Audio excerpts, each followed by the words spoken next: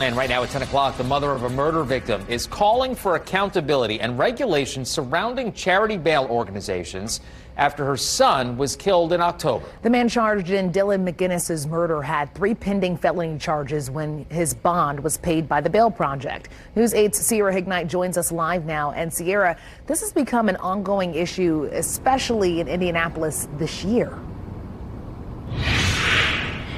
That's right. There have been at least 3 instances this year alone where the Bail Project has covered someone's bond. Then while they're out on bail, they have gone on to commit a serious crime. Now, this mother is demanding action at the State House so that something can be done to hopefully prevent this from continuing to happen.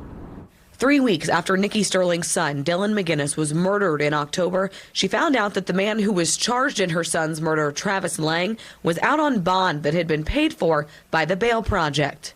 While we support, the intent maybe for misdemeanors, smaller offenses, the types of individuals that were being bailed out was alarming to us. Sterling would soon come to find that the Bail Project had covered at least a portion of the bond for multiple people who would go on to commit crimes while out on bond. Marcus Garvins murdered his girlfriend while out on bond this year, and Deonta Williams stabbed 2 IMPD officers also while out on bond.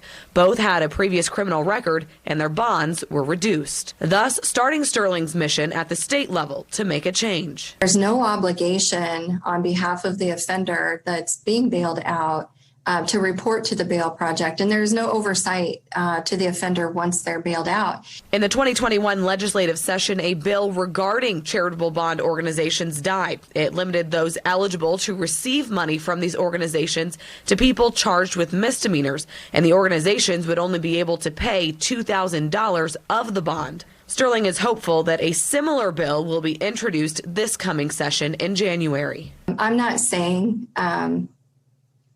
dissolve it, because I think that there could be some, beneficial outcomes. It just definitely needs to be regulated. When Travis Lang's bond was paid by the Bail Project, he had 3 pending felony cases against him. When asked about the efforts to regulate this process, the Bail Project said, "At the time we interviewed Mr. Lang, his grandmother and fiance had already secured part of his bail through a bail bonds agent, but they could not afford the rest. We provided assistance so they could bring him home while he waited for the court to decide his case. We denounce violence in all its forms, and it is never our intention to put anyone at harm." I did reach out to the representative that sponsored that 2021 bill regarding the charity bail organizations on whether or not they plan to file a similar bill this year. I have not heard back on that yet. Reporting, I'm Sierra Hignite, WishTV, wishtv.com, and follow us on Facebook.